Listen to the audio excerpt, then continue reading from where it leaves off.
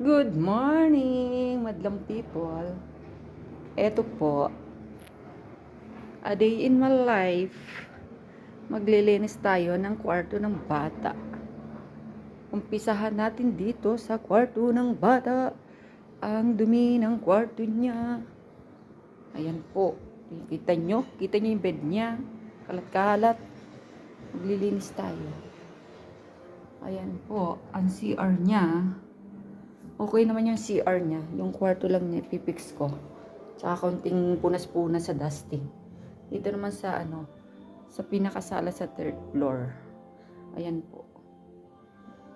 Then, ito po yung kwarto ko. Kung saan ako natutulog. Yan. Yung pusa nandun, nilabas ko at makulit pa sa akin. Diba ba? Tapos, pag wala ako, hindi ako busy, yan po yung ginagawa ko. Diamond painting. Project ko. Yan lang po ang aking trabaho. Ayun yung pusa nandun sa labas. Thank you, Lord. Thank you po for watching.